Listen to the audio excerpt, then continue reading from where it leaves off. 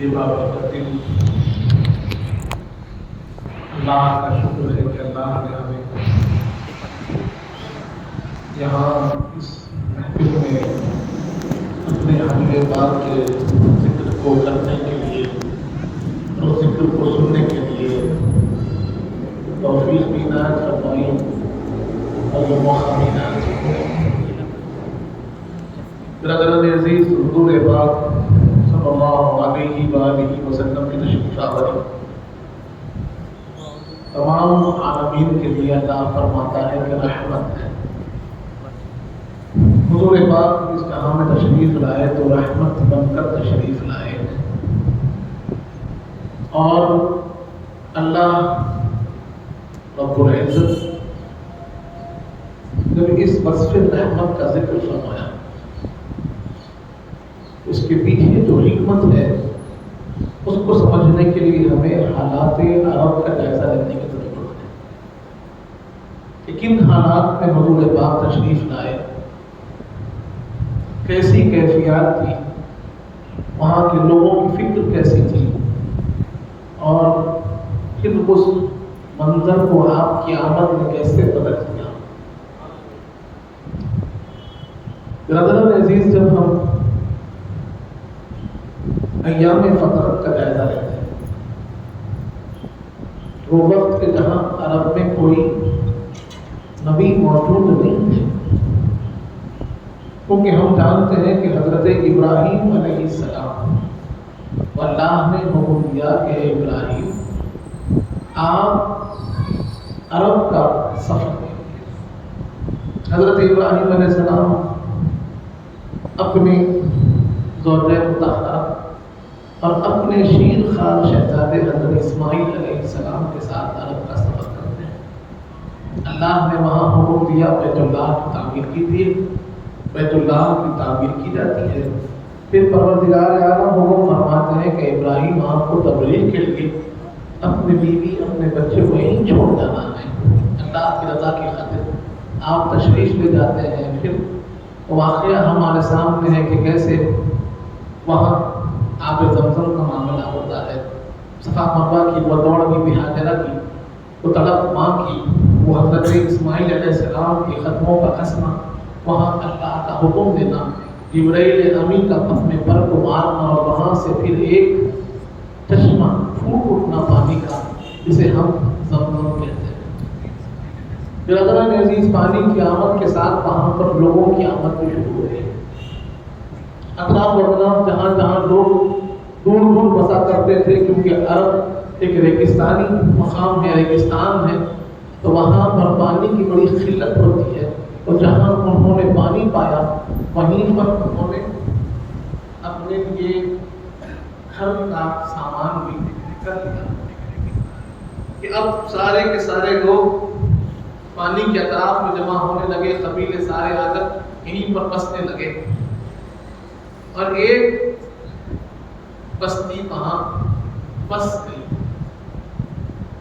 برادران عزیز، حضرت ابراہیم علیہ السلام کا دور مکمل ہوا، حضرت اسماعیل علیہ السلام کا دور مکمل ہوا، اور اس کے بعد پھر نبوت کا سلسلہ چلا، وہ بنی اسرائیل میں چلا۔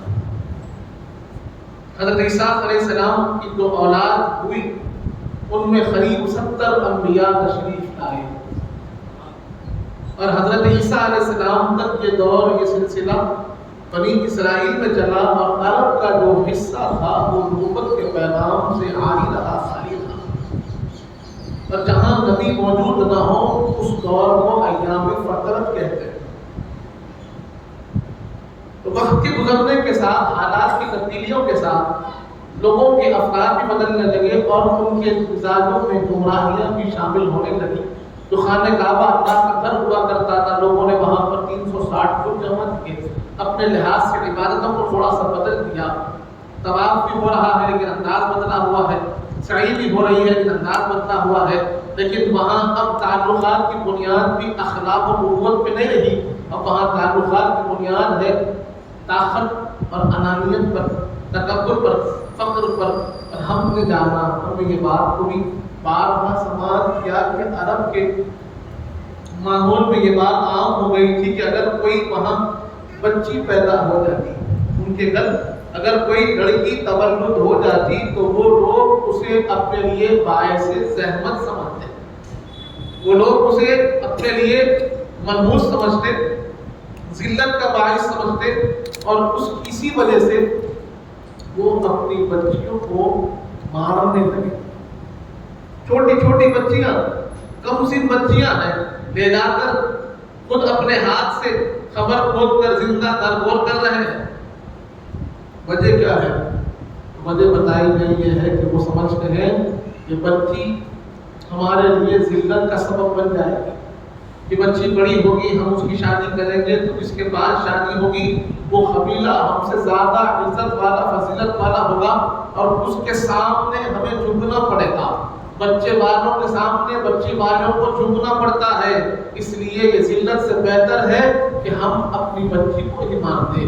کیا فکر، کیا خرابیاں ان کے اندر عام ہو گئی، ظلم عام ہو گیا،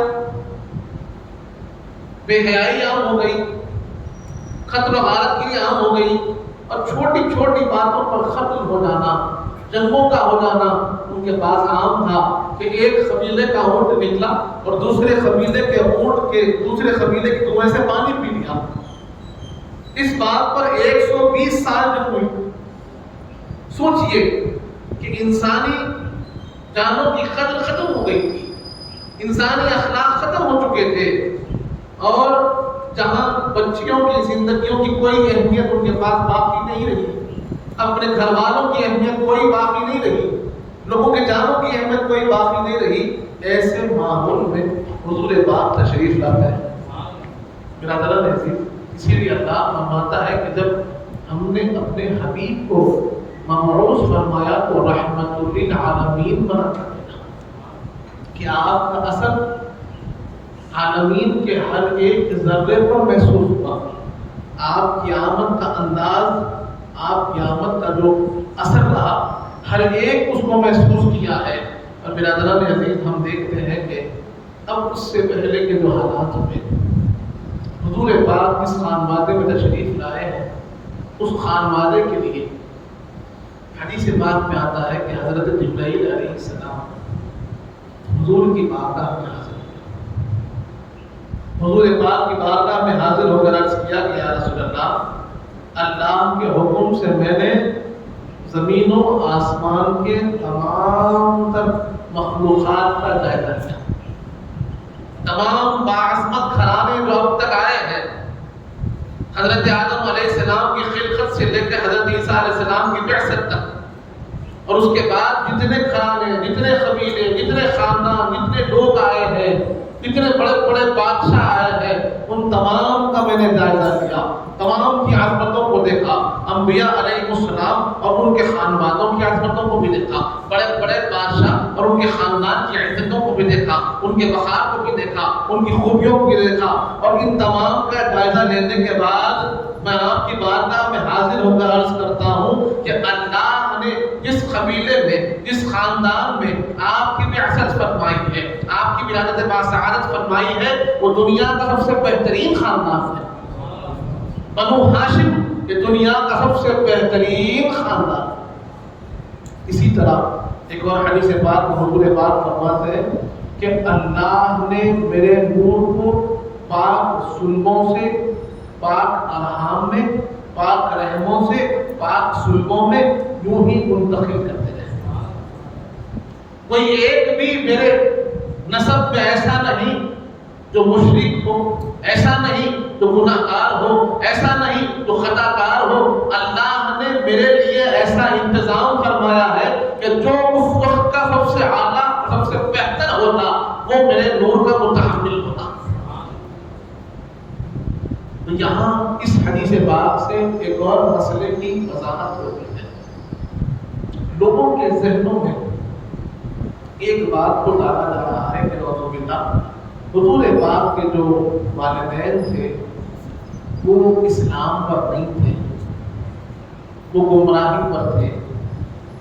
کوئی کہتے ہیں کہ وہ اللہ کی وحدانیت کو نہیں مانتے تھے۔ تو یہ جو احادیث ہے ہمیں اس طرف رہنمائی کر رہے ہیں کہ اللہ تبارک و تعالیٰ نے جو حضور پاک کے نور کو بھیجا ہے وہ پاک صلب اور پاک رحم میں پھر جاتے ہیں.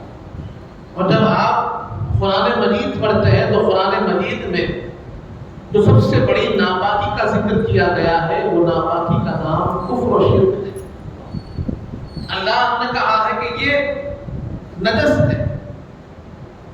تو ایسی ناپاکی ہم ظاہری ناپاکی برداشت نہیں کر سکتے ہیں تو وہ ناپاکی جسے اللہ سب سے بڑی ناپاکی کہتا ہے اس کے ساتھ حضور پاک کا وہ نبی متصف نہیں ہو سکتا. اور حضور پاک نے واضح طور پر احادیث کریمہ میں فرما دیا. قرآن میں اللہ نے فرما دیا وَتَخَلُّقُكَ فِي السَّاجِدِينَ، اے حبیب ہم نے آپ کو سجدہ کرنے والوں میں پھیر جاتے ہیں.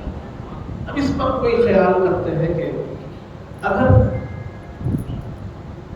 ایمان پر تھے، اسلام پر تھے، تو جب نبی ہی نہیں تھے تو اسلام پہ کیسے؟ پھر سوال ہوتا ہے. کیونکہ حضور پاک کی آمد کے بعد، اعلان نبوت کے بعد ہی تو پھر نبوت کا سلسلہ چلا ہے. اس سے پہلے ہدایت کا سامان کیا تھا؟ تو میں نے جیسے عرض کیا کہ ایام فطرت میں کسی چیز کی ضرورت ہے کہ بندہ وحدانیت کا قائل ہو، اللہ وحدہ لا شریک کا قائل ہو. اگر نبوت کی گواہی نہ بھی دیتا ہو تو اللہ کے ایک ہونے کی گواہی اس کے لیے ضروری ہے. اور یہ بات ہم جب تاریخ پڑھتے ہیں تو معلوم ہوتا ہے کہ حضور پاک کے جو والدین گرامیہ تھے وہ وحدانیت پر تھے. آپ کے دادا جان تھے وہ وحدانیت پر تھے. آپ کے آبا و اجداد سارے کے سارے کعبۃ اللہ کے متولی تھے اور اللہ وحدہ لا شریک کو ماننے والے تھے.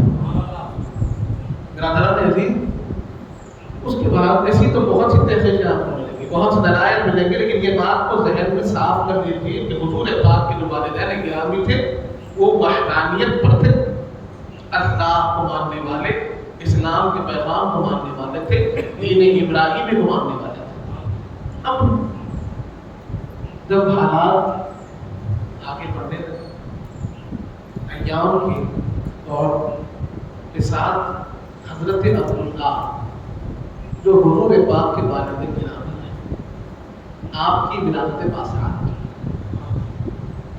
حضور کے دادا جان حضرت عبدالمطلب رضی اللہ عنہ، آپ نے اللہ کی بارگاہ میں ایک منت مانگی تھی کہ پروردگار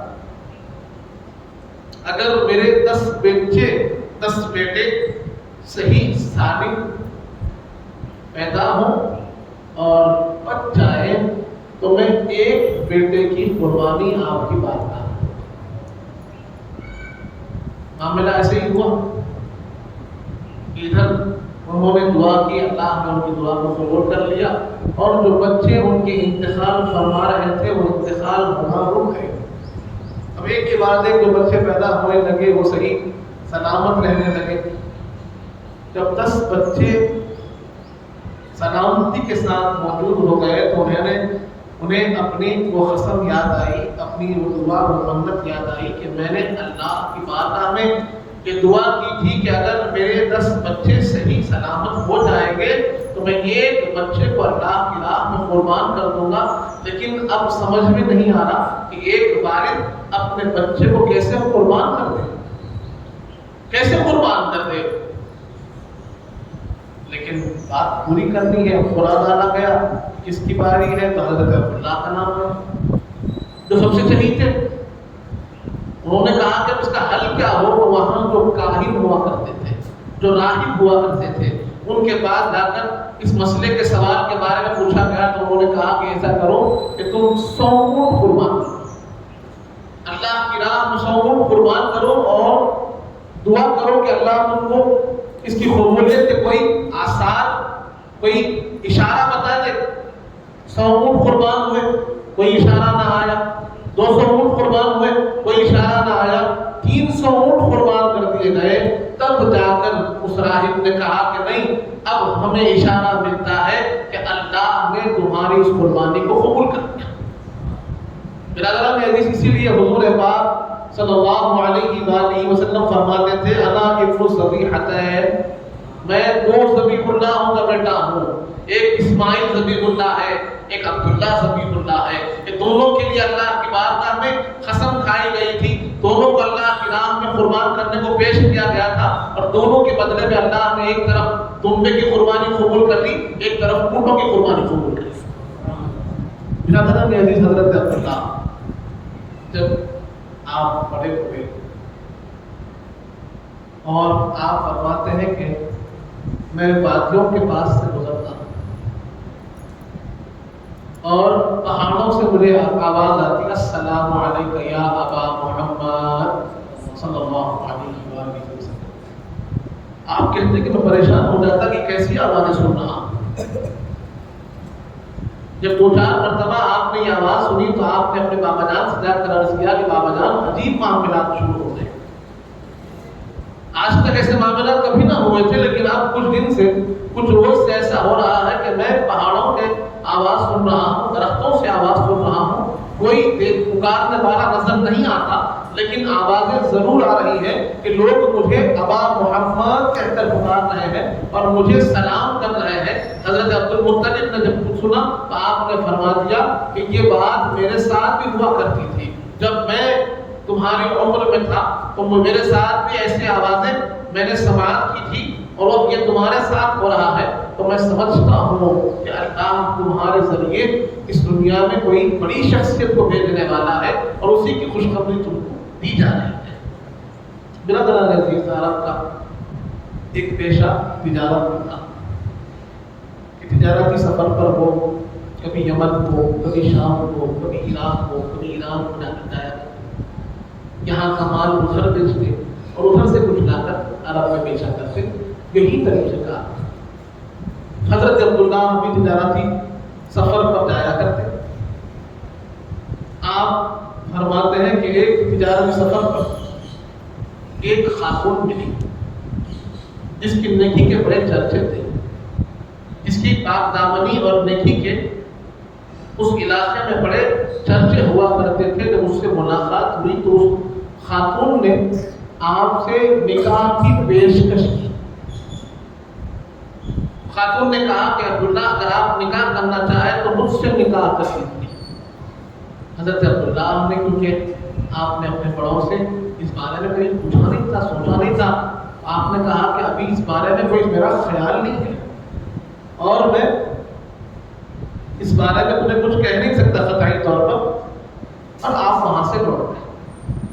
جب مکہ مکرمہ واپس آئے تو آپ کے بابا جان نے آپ کے لیے نکاح کا انتظام فرمایا ہوا تھا، اور حضرت عاملہ بنت وہب رضی اللہ عنہا سے آپ کا نکاح طے ہوا۔ نکاح ہوا، نکاح کے کچھ روز کچھ دن بعد آپ کے تشریف لے گئے اسی مقام پر، اسی مقام سے اسی راستے سے گزرنا ہوا، پھر اسی خاتون سے ملاقات ہوئی، اور کیونکہ خاتون بڑی عزت والی عظمت والی خاتون تھی، پاک دامن خاتون تھی، جب ملاقات ہوئی تو آپ نے کہا کہ تم نے نکاح کی پیشکش کی تھی، میں راضی ہوں تم سے نکاح کرنے کے لیے۔ اللہ والی خاتون تھی، اس نے کہا کہ اب مجھے آپ سے نکاح نہیں۔ حضرت عبداللہ تعجب سے پوچھے کہ اب تمہیں مجھ سے نکاح نہیں کرنا ہے؟ جب تم بے چین تھی مجھ سے نکاح کرنے کے لیے، اب کیا بات ہوئی کہ تم مجھ سے نکاح کرنا نہیں چاہتی ہو؟ وہ خاتون نے کہا کہ میں سابقہ امتوں کی کتابوں کا مطالعہ کرنے والا ہوں، میں نے سابقہ امتوں کی کتابوں کو پڑھا ہے، میں نے زبور و انجیل کو پڑھا ہے، میں نے تورات کو پڑھا ہے، اور اس کے اندر نبی آخر الزمان کی آمد کے علامات کو بیان کیا گیا ہے، نبی آخر الزمان کے والدین کے علامات کو بیان کیا گیا ہے، اور ان علامات کو میں آپ کے چہرے میں دیکھ رہی تھی۔ وہ نور محمدی جس کا ذکر ہو رہا تھا اس کو آپ کے چہرے میں دیکھ رہی تھی، لیکن اب میں آپ کے چہرے میں وہ نور محمدی کو نہیں دیکھتی ہوں، آپ کے پیشانی میں وہ نور چمکتا ہوا نہیں دیکھتی ہوں، اور میں سمجھتی ہوں کہ آپ کا نکاح ہو چکا ہے۔ آپ نے کہا ہاں میرا نکاح ہو چکا ہے۔ آپ فرماتی ہے، وہ خاتون کہتی ہے کہ وہ نور اب آپ کی زوجہ کے پاس منتقل ہو گیا ہے، اسی لیے میں چاہتی تھی کہ اس نور کی خدمت میں کروں، اس لیے میں نے نکاح کی پیشکش کی تھی، اور کوئی میری غرض نہیں تھی۔ میرا حضرت عزیز کو سابقہ امتوں میں حضور پاک کی آمد کے چرچے تھے، اور ہم انبیاء علیہ السلام کی بات کرتے ہیں تو اللہ رب الجلال نے جب انبیاء علیہ السلام کو نبوت عطا فرمائی تو پہلے میثاق لیا۔ اس اخذ المیثاق اللہ فرماتا ہے کہ ہم نے جب لوگوں سے انبیاء سے وعدہ لیا، کیا اسباب کا وعدہ؟ کہ اگر ہمارے حبیب تمہارے پاس تشریف لائے تو لَتُؤْمِنُنَّ، کہ آپ ان پر ایمان لائیں گے، لَتَنْصُرُنَّ، آپ ان کی مدد کریں گے۔ نبیوں کو نبوت دی جا رہی اسی شرط پر ہے کہ اگر حضور پاک تشریف لا لے تو انبیاء اپنی نبوتوں کو چھوڑ کر حضور پاک پر ایمان لائیں گے اور حضور پاک کی مدد میں آپ کی خدمت میں کھڑے ہو جائیں گے۔ جب انہوں نے کہا قالوا بلا، کہ سارے انبیاء نے کہا یا رسول بلا یا اللہ، یقیناً اے پروردگار ہم آپ کی اس بات پر راضی ہے، تب جا کر نبیوں کو نبوت عطا کی گئی۔ اور یہ بتایا گیا کہ حضرت آدم علیہ السلام سے لے کر حضرت عیسیٰ علیہ السلام تک کہ ہر نبی حضور پاک کی آمد کا ذکر فرماتے، ہر نبی پاک اپنی امت کو سکھاتے، بتاتے کہ اگر نبی آخر الزمان تشریف لا لے، حبیب کبریا تشریف لا لے، محمد مصطفیٰ تشریف لا لے، تو ہمارا فرض یہ ہے کہ ہم اپنی سارے سب مل کر آپ پر ایمان لائیں، آپ کی مدد کریں، آپ کے پیغام کو عام کریں۔ لیکن معاملہ یہ ہوا کہ اللہ نے آپ کو خاتم الانبیاء بنا کر بھیجا، سید الرسل بنا کر بھیجا، اور آپ کے لیے ایک مستقل زمانہ رکھا۔ وجہ یہ ہے کہ اگر کسی ایک نبی کے زمانے میں آ جاتے اور وہ نبی اقرار کر لیتے تو کہنے والے کے لیے یہ بات ہو جاتی کہ اگر فلاں کے وقت میں آپ کو شاید انکار ہوتا، فلاں نبی نے تو اقرار کیا لیکن فلاں نبی شاید اقرار کرتے یا نہیں کرتے، تو اللہ نے یہ سامان تیار فرمایا، یہ انداز پروردگار کا رہا کہ ہر نبی آپ کی آمد کا چرچا فرماتے، ہر نبی آپ کی آمد کا ذکر فرماتے، ہر نبی امت کو یہ تعلیم دیتے کہ اگر حضور پاک تشریف لائے تو تمہیں ان پر ایمان لانا ہے۔ سب نے اس کی گواہی دی، اور اس کے بعد حضور پاک سب سے آخر میں تشریف لائے، سب کی گواہیوں کے ساتھ تشریف لائے اور اپنا زمانہ لے کر تشریف لائے۔ ہر نبی تشریف لائے ہیں تو کسی ایک امت کے لیے تشریف لائے ہیں، کسی ایک مقام کے لیے تشریف لائے ہیں، کسی ایک جگہ کے لیے تشریف لائے ہیں، لیکن حضور پاک تشریف لائے تو رحمت للعالمین بن کر تشریف لائے ہیں، اور آپ کا پیغام سارے عالم کے لیے عام ہے، کسی ایک قوم کے لیے، کسی ایک خطے کے لیے، کسی ایک جگہ کے لیے نہیں، ہر ایک کے لیے آپ ہی کا پیغام چل رہا ہے۔ اور آپ کا قرآن جو آپ کے ساتھ نازل ہوا یہ ناسخ بن کر اترا ہے، سابقہ تمام شریعتوں کو ناسخ کرتا ہوا، اب چلنے والا کوئی پیغام ہے تو قرآن ہے۔ برادران عزیز، پھر واقعہ معراج ہمارے سامنے ہے کہ جہاں پر سارے انبیاء مسجد اقصی میں سب وسطا کھڑے ہو گئے، حضور پاک نے امامت فرمائی اور سب نے گواہی دی کہ یہ ہمارے امام ہیں، ہم ان کے مقتدی ہیں۔ برادران عزیز، اب ادھر حضرت عبداللہ کا نکاح ہوا، بی بی فاطمہ، بی بی آمنہ سلام اللہ علیہا کے ساتھ، اور روایات میں آتا ہے کہ حضرت عبداللہ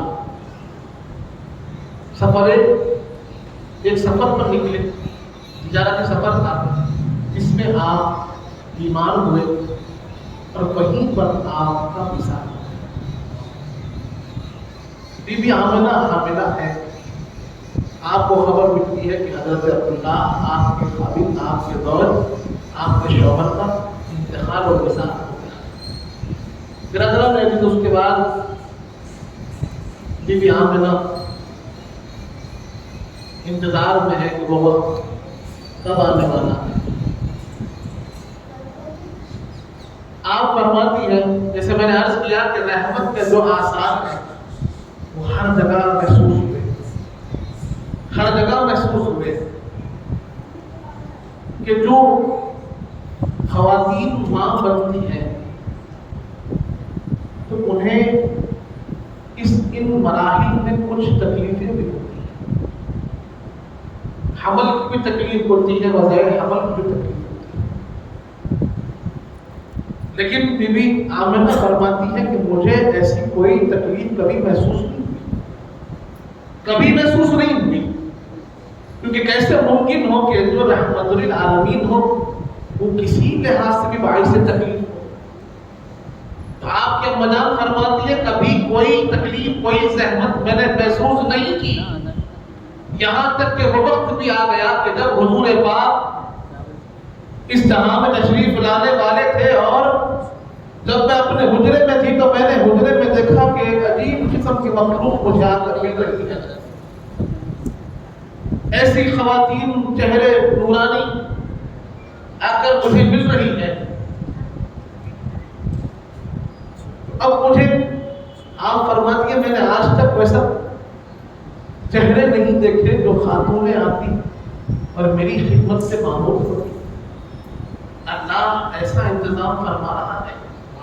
آپ فرماتی ہیں کہ وہ وقت بھی قریب آیا کہ جہاں سرور کائنات تشریف لائے، اور جب حضور پاک تولد ہوئے تو معاملہ یہ ہوگا کہ آپ کا سارا حجرہ روشن ہو گیا اور نور ایسے پھیلا کہ آپ فرماتی ہیں کہ میں بصرہ کے محلدار کو دیکھنے والی بن گئی اس نور کی روشنی میں۔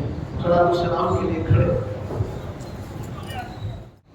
انداز آمد یہ رہا کہ سارا جگمگانے لگا، اور کسرا آپ کی آمد کے علامات یہ تھا کہ کسرا کے جو کنگورے تھے، اس کے محل کے کنگورے اس میں درار ہو گئے۔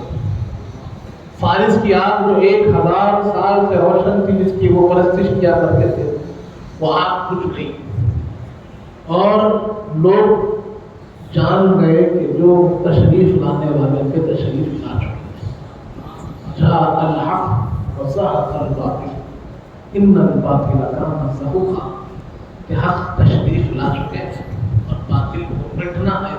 یقیناً باطل تو مٹنے ہی والا تھا۔ برادران عزیز، اما فرماتی ہیں کہ حضور پاک جب تشریف لائے تو نہ کوئی آلودگی ہے، نہ کوئی چیز ہے جو آپ کے جسم میں اثر پڑ رہی ہوئی ہے، کہ ہر ایک آلودگی، ہر ایک گندگی جو تولد ہوتے وقت ایک بچے کو لگی رہتی ہے، اس سے بھی آپ پاک ہیں۔ اور جب تشریف لائے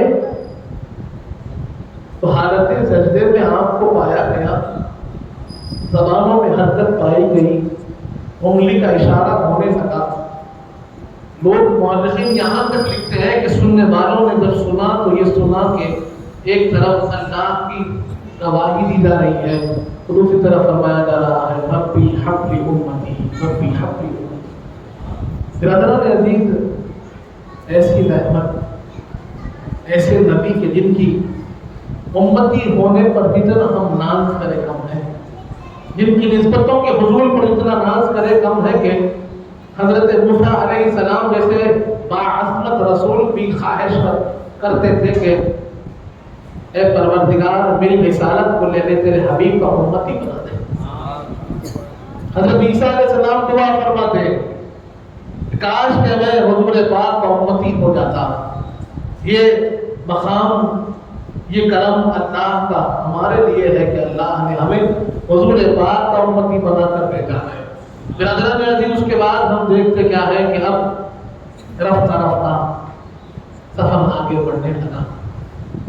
عرب کا طریقہ یہ ہوا کرتا تھا کہ عرب اپنے بچوں کو دیہات کو بھیجتے، دیہات میں ان کو عربی زبان سکھائی جاتی، عربی تہذیب، عربی تمدن، عربی طور طریقے ان کو سکھائے جاتے، کیونکہ عرب والے اپنی تہذیب، اپنی زبان کی بڑی قدر کیا کرتے، بڑی قدر کرتے تھے، اس کی حفاظت کے لیے بہت سی کوششیں کرتے تھے۔ آج ہم اپنی تہذیب کی قدر نہیں کرتے۔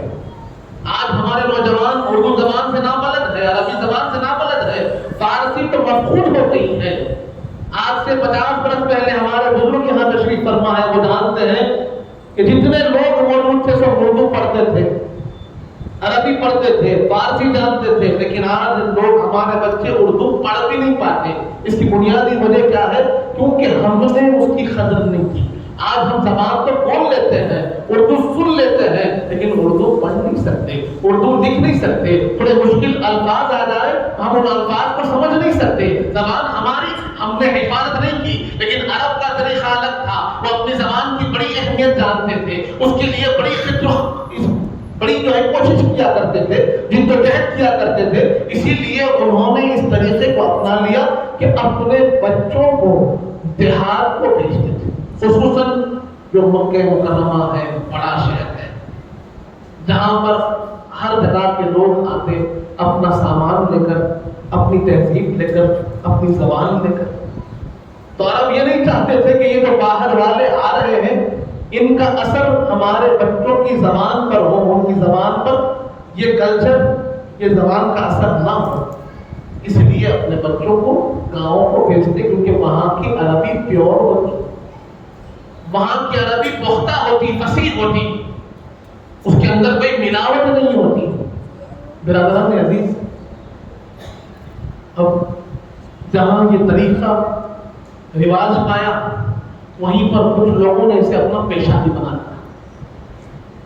کچھ لوگ اس بات کو اپنا پیشہ بنا لیا کہ بچے کو لے جانا، اسے سکھانا، کھلانا پلانا، اس کی تربیت کرنا، عربی طریقوں طور سکھانا، اس کے بدلے میں کچھ عوض میں پیسے لے لینا.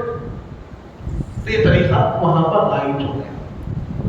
تو اسی طریقے پر ایک قبیلہ تھا بنو کلب، اس کا ایک سب قبیلہ جسے کہتے ہیں، کہ اس میں ایک اور چھوٹا قبیلہ تھا بنو سعد. وہ بھی یہی کام کیا کرتے تھے، وہ بھی یہی کام کرتے تھے کہ وہ مکہ کو جاتے، اہل مکہ کے بچوں کو لاتے، ان کو رکھتے، ان کو عربی سکھاتے، تہذیب سکھاتے، طور طریقے سکھاتے، کھلاتے پلاتے، اور اس کے بدلے میں کچھ معاوضہ، کوئی اجر دے لیتے. اور بنو سعد میں ایک گھر تھا بی بی حلیمہ سعدیہ. بی بی حلیمہ سعدیہ کا گھر، ان کے حالات جو مورخین لکھتے ہیں کہ بڑے ناقص تھے، بڑے کمزور اور ناتواں تھے، اور حالات گھر کے اچھے نہیں تھے.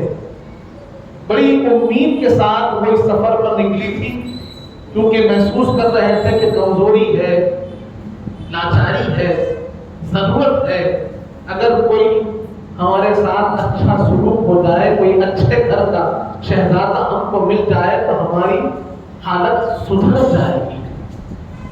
برادران عزیز، ابھی بھی حلیمہ سعدیہ اپنے شوہر کے ساتھ اپنی اونٹنی پر سوار ہے. تو جب حالات خراب ہوتے ہیں تو اس کا اثر ہر چیز پہ نظر آتا ہے. لباس پہ بھی اثر نظر آتا ہے، گھر کے ساز و سامان پہ بھی اثر نظر آتا ہے، سواریوں پہ بھی نظر آتا ہے اثر. تو وہ جو تندرستی کا اثر تھا ان کی سواری پہ بھی نظر آ رہا تھا. اور مورخین لکھتے ہیں کہ ان کی اونٹنی بڑی کمزور تھی، دبلی پتلی اونٹنی تھی. جب قافلے میں ساتھ نکلے تو اونٹنی کی کمزوری کی وجہ سے اونٹنی قافلے کے ساتھ ساتھ چل نہیں پا رہی تھی، پیچھے پیچھے رہ جا رہی تھی. قافلے کو اس کے لیے رکنا پڑ رہا تھا، پھر ساتھ آ جائے، پھر ساتھ لے کر چلے. اس طور پر معاملہ چل رہا تھا. تو قافلے والے بڑے ناراض تھے. وہ کہہ رہے تھے کہ حلیمہ جلدی جلدی چلو، ساتھ ساتھ چلو، یہ پیچھے پیچھے آنا، بار بار تمہارے لیے رک جانا یہ اچھا محسوس نہیں ہو رہا ہے، میں ساتھ ساتھ چلنے کی کوشش کروں. الغرض معاملہ ایسے ہی چلتا گیا یہاں تک کہ مکہ مکرمہ پہنچے تو اونٹنی کمزور تھی، ذرا پیچھے ہو گئی، قافلہ آگے پہنچا، اور تمام جتنے پیسے والے لوگ تھے ان کے بچوں کو دوسروں نے لے لیا. بی بی حلیمہ سعدیہ کا موقع آیا تو ان کو کوئی بچہ نہ ملا. کسی نے اشارہ کیا کہ دیکھو وہاں بنو ہاشم کے حضرت عبد المطلب ہیں، ان کے گھر میں ایک شہزادے ہیں جو شان یتیمی کے ساتھ ہے، جو شان یتیمی کے ساتھ ہے، اگر چاہو تو ان کی خدمت لے لو. بہت بڑے خاندان کی شہزادے ہیں، ہاں لیکن معاوضے میں تم زیادہ امید نہ لگائے جانا. بی بی حلیمہ سعدیہ نے کہا کہ پہلے ہی حالات خراب ہیں، کیا کیا جائے، کیسے کیا جائے، لیکن خالی ہاتھ جانا یہ بھی تو مناسب نہیں ہے. انہیں کیا معلوم تھا کہ ان کے تو حالات بدلنے والے ہیں. برادران عزیز، بی بی حلیمہ سعدیہ بی بی آمنہ کے مقام پر حاضر ہوئی، دستک دی. بی بی آمنہ نے دریافت کیا کیا بات ہے، کس غرض سے یہاں پر حاضری ہے. انہوں نے عرض کیا کہ حاضری کا مقصد یہ ہے کہ ہم آپ کے شہزادے کی خدمت کرنا چاہتے ہیں. پہلے بی بی آمدہ نہ تھی کہ شہزادے کو دے دے، لیکن کیونکہ طریقہ عرب ہے، وہاں کا کلچر ہے، وہاں کا یہ انداز ہے، اور وہ اپنی تہذیب و کلچر کا بڑا قدر کرتے تھے، تو ہر بچے کو یہ سسٹم سے گزرنا ہی پڑتا تھا۔ اسی لیے بی بی آمنہ بھی راضی ہو گئی، ٹھیک ہے کہ میں ہمارے اپنے شہزادے کو تمہیں دیتی ہوں خدمت کے لیے۔ بی بی حلیمہ سعدیہ اس چہرے انور کو دیکھتی ہے، جس کے لیے دادا پیر قبلہ فرماتے ہیں کہ بنا نور سے جسم والا کسی کا، زمین پر نہ پڑتا تھا سایہ کسی کا، خمر جامتا تھا اشارہ کسی کا، فرشتے جھلاتے تھے جھولا کسی کا۔ اس شان کو جب بی بی حلیمہ سعدیہ نے دیکھا تو سینے سے لگا لیا، کہا کہ اب کچھ ملتا ہے نہ ملتا ہے، خدمت تو میں کروں گی۔ برادران عزیز، بی بی حلیمہ سعدیہ لے کر اپنی اونٹنی پر سوار ہوئی، آپ کے شوہر آپ کے ساتھ سوار ہے۔ قافلے والوں نے کہا دیکھو حلیمہ ہم سب تھکے ہوئے ہیں، جیسے آتے وقت تم نے زحمت دی اب ہمیں زحمت نہ دینا۔ انہیں معلوم نہ تھا کہ زحمتوں کو دور کرنے والی رحمت بی بی حلیمہ سعدیہ کو حاصل ہو چکی ہے۔ نہ صرف رحمت ہے بلکہ رحمت للعالمین ان کے گود میں تشریف فرما ہے۔ اب ساری زحمتیں دور ہونے والی ہیں، ہر جگہ رحمت ہی رحمت پھیلنے والی ہے۔ اب اونٹنی پر اس رحمت کے اثر کو دیکھیے، بی بی حلیمہ سعدیہ کے گود میں حضور پاک سوار ہے۔ اب اونٹنی نکلی ہے قافلے کے ساتھ، قدم بہ قدم ہر اونٹ کے ساتھ یہ اونٹنی کا قدم بھی چل رہا ہے۔ قافلے والے دیکھ بھی رہے ہیں، تعجب بھی ہے، خوش بھی ہے، ارے واہ اونٹنی نے ایسا کیا کھا لیا ہوگا کہ ساتھ ہی ساتھ چل رہی ہے، پیچھے نہیں چل رہی ہے۔ اب اس کے اندر کمزوری نظر نہیں آتی، اس کی چال میں رفتار نظر آتی ہے، اس کے انداز و تیور الگ نظر آتے ہیں۔ اب معاملہ یہ ہوا کہ ایک مرتبہ یہ بھی آیا کہ قافلہ پیچھے ہو گیا، اونٹنی آگے ہو گئی۔ اونٹنی آگے دبلی پتلی بظاہر کمزور دکھنے والی اونٹنی ہے، جس کے جسم میں گوشت نہیں ہے، کمزوری بظاہر دکھ رہی ہے، پھر بھی رفتار کہہ رہی ہے میرے ظاہر کو نہ دیکھو، میری نسبتوں کو دیکھا کرو، میرے ظاہر کو نہ دیکھو، میرے اوپر سوار میری سواری کو دیکھا کرو۔ اس نسبت میں مجھے وہ طاقت دی ہے کہ اگر جسم میں ناتوانی ہو کوئی بات نہیں ہے، میرے اندر کمزوری ہو کوئی بات نہیں ہے، ساری کمزوریاں اس نسبت سے دور ہونے والی ہیں، ساری ناتوانیاں اس نسبت سے دور ہونے والی ہے۔ اب اونٹنی آگے قافلہ پیچھے۔ عالم یہ ہوا کہ اونٹنی پہلے پہنچی، قافلہ پیچھے رہ گیا۔ برادران عزیز، بی بی حلیمہ سعدیہ فرماتی ہے کہ جیسے ہی میں نے حضور پاک کی خدمت شروع کی، میری صحت اچھی ہونے لگی، میری صحت اچھی ہونے لگی، میری کمزوری ساری مٹنے لگی، گھر کے حالات بھی بدلنے لگے۔ شاید نے بڑا خوب کہا ہے، جب کرم ہوتا ہے حالات بدل جاتے ہیں۔ یا صرف کرم نہیں، یا تو صاحب کرم بھی ساتھ تھے، صاحب فضل بھی ساتھ تھے، صاحب رحمت بھی ساتھ تھے، ان کے صدقے میں سارے کائنات میں کرم بڑھتا ہے۔ وہ کرم بانٹنے والی ذات بی بی حلیمہ سعدیہ کے گھر میں تھی۔ ان کے قبیلے میں یہ بات عام ہو گئی کہ اپنی بکریوں کو حلیمہ کی بکریوں کے ساتھ چھوڑ دیا کریں۔ لوگوں نے پوچھا ایسے کیوں؟ کہنے والے نے کہا کہ تم نے دیکھا نہیں کہ جہاں جہاں حلیمہ کی بکریاں جاتی ہے وہاں گھاس خود بخود اگنے لگتی ہے۔ تو ہم نے یہ بات کو جانچ لیا ہے، اس لیے ہم اپنی بکریوں کو حلیمہ کی بکریوں کے ساتھ جوڑتے ہیں۔ یہاں پر معلوم یہ ہو رہا ہے کہ جس کو رحمت للعالمین کی نسبت مل جائے ان کے ساتھ بھی ہو جاؤ تو برکت والے ہو جاؤ گے، ان کے ساتھ گھومنے لگو تو برکتیں حاصل ہو جائے گی۔ برادران عزیزہ، ایسے ہی معاملہ چلنے لگا، حضور پاک کی نشو و نما ہونے لگی۔ بی بی حلیمہ سعدیہ کو بھی یہ خیال ہو گیا کہ یہ کوئی معمولی ذات نہیں ہے جس کی میں خدمت کر رہی ہوں، تو انہوں نے بڑی قدر سے حضور پاک کی خدمت کی، بڑے احتیاط سے حضور پاک کی خدمت کی، اور حضور پاک کو کبھی باہر جانے نہیں دیتے، کبھی تنہا باہر نہیں چھوڑتے، لیکن حضور پاک اپنے بھائی اپنی بہن کو دیکھ دیتے کہ وہ بکریاں چراتے ہوئے جا رہے ہیں، اور بکریاں چرانا یہ نبیوں کی سنت ہے، کہیں نہ کہیں اس کی بھی تکمیل ہونی تھی۔ حضور پاک نے فرمایا کہ اما جان میں بھی اپنی بہن بی بی شیمہ کے ساتھ بکریاں چرانے جاؤں گا۔ پہلے تو روکا گیا، منایا گیا کہ نہیں آپ مت جائیے، لیکن جب آپ نے اصرار فرمایا تو اپنی بیٹی بی بی شیمہ کو تاکید کی کہ دیکھو بھائی کا خیال رکھنا، اور حضور پاک کو بکریاں چرانے کے لیے بھیجنے لگے۔ کچھ دن یہ سلسلہ جاری رہا. ایک دن آپ کی بیٹی بی بی حلیمہ سعدیہ کی بیٹی بے چین بے قرار چہرے پر بدحواسی کے آثار اور چلاتی ہوئی اپنے گھر پر لوٹی اور کہا اما جان بڑی مشکل آن پڑی ہے, بہت بڑی مشکل آ گئی ہے. بی بی حلیمہ سعدیہ نے کہا کیا ہوا, تمہارے بھائی کہاں, تمہارے بھائی محمد صلی اللہ علیہ وآلہ وسلم کہاں ہے؟ آپ کی بیٹی بی بی شیما نے کہا کہ بھائی کو دو اونچے اونچے لوگوں اٹھا کر پہاڑ پر لے کر چلے گئے.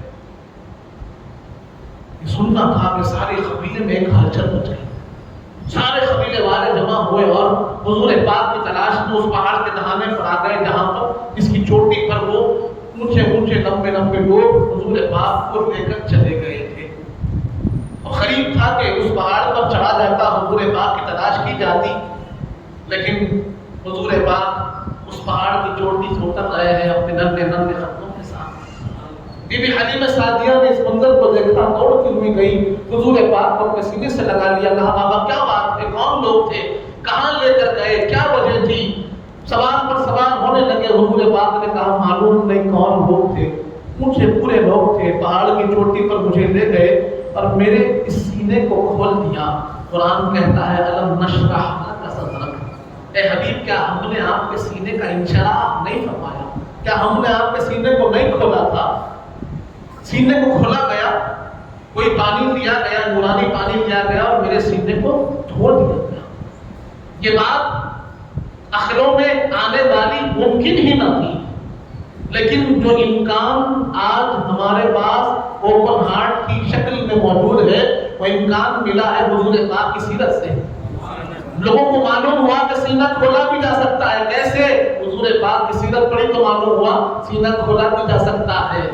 برادران عزیز, پہلے تو انہوں نے یقین نہ کیا, لیکن جب حضور پاک کے قمیص مبارک کو اٹھایا اور آپ کے سینے اقدس کو دیکھا تو وہاں پر ایک باریک سی لکیر ایسی پڑی ہوئی تھی کہ ابھی یہاں سے کچھ کھولا گیا, جو بات کو ظاہر کر رہی تھی اور حضور پاک کے فرمان کی توثیق کر رہی تھی کہ واقعتاً جو حضور پاک فرما رہے ہیں ویسا ہی ہوا ہوگا. بی بی حلیمہ سعدیہ پریشان ہوئی, معلوم نہیں کیا ہے, جادو ہے, معلوم نہیں اثرات ہے, معلوم نہیں کوئی جن کا سایہ ہے, سمجھ میں نہیں آیا ان کے. وہ فوراً بت خانے کی طرف حضور پاک کو لے کر گئی. مؤرخین لکھتے ہیں ادھر حضور پاک نے اپنا قدم بت خانے میں رکھا, سارے بت گر پڑے اور پریشان ہو گئی کہ یہ کیا بات ہے, یہ کیا بات ہے, یہ کیسے ممکن ہے. وہاں پر ایک راہب تھے, بزرگ تھے, اللہ والے تھے, بہت عمر 100 برس سے تجاوز ان کی عمر تھی, آنکھیں پلکیں بند ہو چکی تھی. ایسے بزرگ راہب تھے اللہ والے, ان کے پاس لے کر گئی, کہا کہ میرے بچے کے حالات مجھے سمجھ نہیں آ رہے ہیں, کیا ہو رہا ہے. پہلے تو سینہ کھولا گیا, سینے کو دھویا گیا, پھر بند کر دیا گیا, معلوم یہ کیسے ممکن ہے. خود خانے میں لے جاتے ہیں تو خود گر پڑتے ہیں. آپ کے پاس لے کر آئی ہوں کہ شاید آپ اس کا کچھ حل مجھے بتا دیں. راہب نے پوچھا شہزادے کا نام کیا ہے؟ حضور پاک نے فرمایا محمد بن عبداللہ بن عبد المطلب بن ہاشم. جب یہ بات سنی تو راہب کے کان کھڑے ہو گئے. راہب کی توجہ اس طرف ساری کی ساری مبذول ہو گئی. راہب نے اپنی دونوں ہاتھوں سے اپنی پلکوں کو اٹھایا اور چہرے انور کو دیکھا. دیکھتے ہی سمجھ گئے کہ جن کے انتظار میں بیٹھا تھا وہ آ گئے. ان کی تشریف آوری ہوئی. بی بی حلیمہ سعدیہ سے کہا کہ اجازت ہو تو شہزادے کی پشت کو دیکھو, آپ کی پیٹھ کو دیکھو. بی بی حلیمہ سعدیہ نے سادہ مزاج میں کہا کہ پشت کو دیکھیے, سینے کو دیکھیے, کچھ ایسا کر دیجیے کہ میرے بچے کی تکلیف دور ہو جائے. انہیں کیا معلوم تھا کہ تکلیفوں کو دور کرنے والی ذات ان کے پاس کھڑی ہے, جن کے ذریعے لوگوں کی تکلیف دور ہوتی ہے, وہ ذات تشریف لائی ہوئی ہے. راہب کو ان کی کتابوں میں لکھا ہوا تھا کہ جو نبی آخر الزماں ہوں گے ان کے پشت مبارک پر دونوں شانوں کے درمیان میں مہر نبوت ثبت ہوگا, ایک خصوصی نشان ہوگا جو مہر نبوت ہوگا, جو حضور پاک کی علامت ہے. تو پھر اس پر راہب نے پشت مبارک اٹھا کر دیکھا, وہاں پر مہر نبوت کا وہ نشان موجود تھا، اس مہر نبوت کو چوما، حضور پاک کے قدموں کو پکڑ لیا اور کہا کہ بابا اس وقت آپ شاید اعلان فرمائیں گے، اس وقت شاید یہ بوڑھا موجود نہ رہے گا، میری خواہش ہے کہ آپ میرے لیے دعا کر دیجیے تاکہ میری مغفرت اور بخشش ہو جائے۔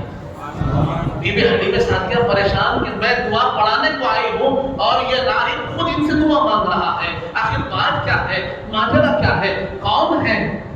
انہوں نے ایک ماں کا تڑپتا ہوا دل ہے، انہوں نے پوچھا کہ آخر بات ہے تو ہے کیا؟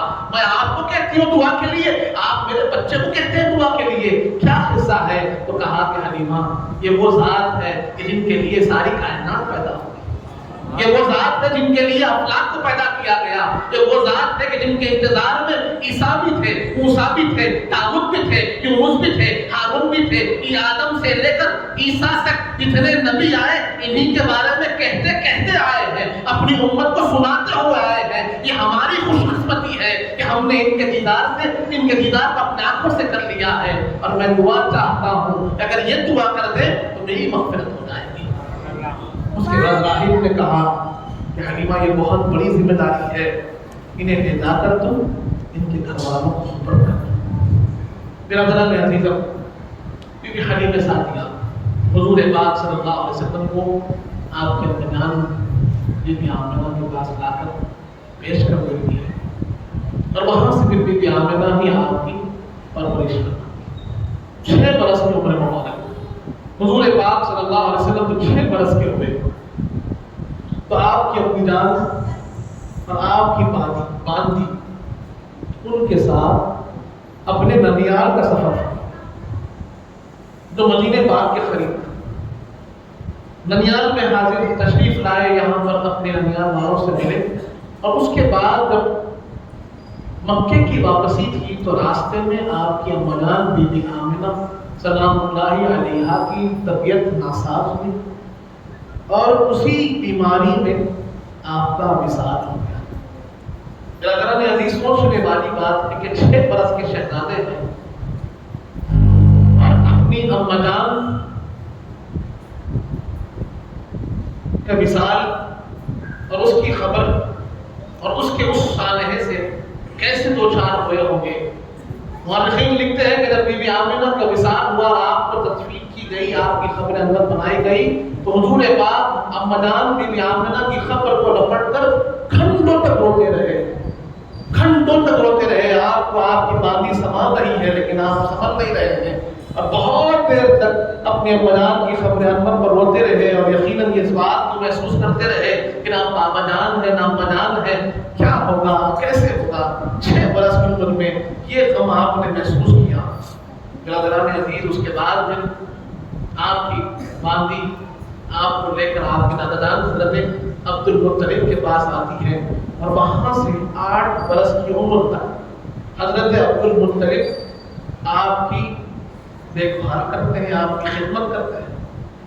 جب حضور پاک صلی اللہ علیہ وآلہ وسلم کا سن مبارک 8 برس ہوا تو آپ کے دادا جان حضرت عبد المطلب کا بھی وصال ہو گیا، اور وصال سے پہلے جب آپ بیمار ہوئے تو آپ نے اپنے بیٹے حضرت ابو طالب کو بلایا اور فرمایا کہ یہ ذمہ داری ہے، تمہارے بھائی کے شہزادے ہیں، اور اب یہ ذمہ داری میں تمہیں دیتا ہوں۔ حضرت ابو طالب کو حضور پاک کی ذمہ داری آپ کے دادا جان نے حضرت عبد المطلب نے دی، اور وہاں سے پھر حضرت ابو طالب رضی اللہ عنہ نے حضور پاک کی خدمت فرمائی، اور خدمت کی ایک ایسی مثال ہمارے لیے پیش فرمائی کہ جہاں آج لوگ خدمت کرتے ہیں، جہاں کسی کو موقع ملتا ہے کہ جس کے والدین نہیں ہیں ان بچوں کی خدمت کرنے کا موقع ملتا ہے، اپنے بھائی کے بچوں کی خدمت کرنے کا موقع ملتا ہے، تو وہاں جہاں انداز میں ایک انداز میں فرق نظر آتا ہے، اپنے بچوں کی پرورش اور دوسروں کے بچوں کی پرورش میں جو فرق نظر آتا ہے، اس فرق کو کیسے مٹایا جائے، خدمت کا سلیقہ کیسا ہونا چاہیے، یہ حضرت ابو طالب نے ہمیں بتایا۔ یہاں تک بتایا جاتا ہے، روایات میں آتا ہے کہ جب بھی آپ کے گھر کھانا بنتا، دسترخوان بچھتا، تو آپ اپنے بچوں کو حکم دیتے کہ جاؤ میرے بھتیجے حضرت محمد صلی اللہ علیہ وآلہ وسلم کو بلانا، کہ جب تک حضور پاک کھانا کھاتے اپنے کسی بچے کو آپ کھانا نہیں دیتے، پہلے اپنی ذمہ داری کو پورا کرتے، پہلے اپنے بھتیجے کو، اپنے بھائی کے شہزادے کو کھانا کھلواتے، جب حضور پاک کھانا کھاتے اس کے بعد پھر اپنے بچوں کو کھانا کھلاتے۔ یہ طریقہ کار تھا، اور بتایا کہ اگر کوئی آپ کو ذمہ داری دے، کوئی شان یتیمی والے آپ کے پاس ہو، ان کے والدین موجود نہ ہو، تو اپنے بچوں سے زیادہ ان کا خیال رکھنا ہو۔ برادران عزیز، اپنے بچوں سے زیادہ محبت کی حضرت ابو طالب نے، اور حضور پاک کی بے مثال خدمت کی، اور یہ خدمت ایک آدھ وقت نہیں، حضور پاک کے نکاح تک یہ خدمت حضرت ابو طالب نے فرمائی۔ برادران عزیز، میں حضور پاک کا نکاح ہوا بی بی خدیجہ کبریٰ کے ساتھ، اور یہاں پر حضور پاک کی جو عمر مبارک تھی وہ 25 برس تھی، بی بی خدیجہ کبریٰ کی عمر مبارک 40 برس تھی۔ اگر آپ حضور پاک کی سیرت طیبہ کو پڑھیں گے تو آپ کو ہر ایک قدم پر درس ملے گا، سبق ملے گا، اور جو معاشرے کی خرابی ہے اس کو دور کرنے کا ہمیں حل ملے گا۔ آج ہمارے معاشرے میں کوئی بڑی عمر کی خاتون سے شادی کرنا عیب کی بات سمجھی جاتی ہے، لیکن حضور پاک نے بتایا کہ بڑی عمر کی خاتون سے شادی کرنا یہ سنت ہے۔ کسی کو اپنے ساتھ جوڑ لینا اور کسی کے وقت میں مدد کرنا یہ سنت ہے۔ اگر کسی کی شادی پہلے ہو چکی کوئی مطلقہ ہے، یا کسی کے شوہر کا انتقال ہو گیا، کوئی بیوہ ہے، ان کے ساتھ شادی کرنا یہ سنت ہے، جسے آج ہمارے معاشرے میں عیب سمجھا جا رہا ہے۔ حضور پاک نے بتایا یہ عیب نہیں ہے، یہ سنت ہے، کیونکہ اس کے اندر لوگوں کے لیے فائدہ ہے، لوگوں کی ہمدردی ہے، لوگوں کے ساتھ حسن سلوک ہے۔ لوگ جہاں مایوس ہوتے ہیں ان کی مایوسیاں اس عمل سے دور ہو جاتی ہیں۔ برادران عزیز، اس کے بعد اب ایک وقت ایسا بھی آیا کہ ہر جزاء الاحسان الا الاحسان، کہ احسان کا کیسا بدلہ چکایا جائے تو احسان کا بدلہ احسان سے ہو، کہ حضرت ابو طالب کے گھر ایک شہزادے تولد ہوئے جن کے ولادت باسعادت کا بڑا نایاب اور نرالا واقعہ ہے کہ آپ کی زوجہ بی بی فاطمہ بنت حسن رضی اللہ عنہا بیت اللہ کا طواف کر رہی ہے، تبھی آپ کو درد شروع ہوئے۔ آپ نے محسوس کیا کہ بچے کے تولد ہونے کا وقت قریب ہے، تو آپ فوراً خانہ کعبہ کے اندر داخل ہو گئی، اور وہیں پر آپ کے شہزادے تولد ہوئے۔ اور تولد ہونے کے بعد آپ کی اما جان نے دیکھا، حضرت بی بی فاطمہ بنت اسد نے دیکھا کہ یہ جو شہزادے ہیں وہ آنکھیں نہیں کھولتے۔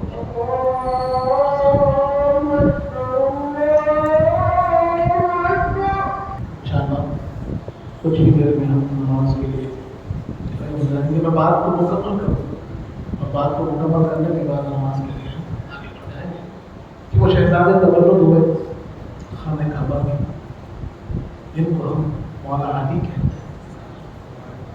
آپ کی اما جان فرماتی ہے کہ وہ شہزادے جب تولد ہوئے تو آنکھیں نہیں کھلے، لوگ بے چین ہوئے، بے قرار ہوئے کہ یہ کیا بات ہے، بچے نے آنکھیں کیوں نہیں کھولی؟ اور یہی بے چینی، بے قراری حضور پاک نے جب اپنے کٹی جان کا دل محسوس کی تو آپ نے کہا کہ بچے کو میرے کو دے دو۔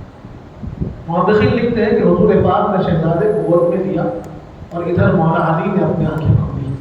سب سے پہلے کوئی چہرے انور دیکھا تو اپنے آقا حضور پاک کا چہرے انور دیکھا۔ اور جو یہ علی نام ہم سنتے ہیں، یہ نام بھی حضور پاک نے رکھا۔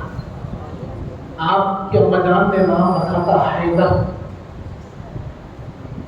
اور حضور پاک نے نام رکھا علی۔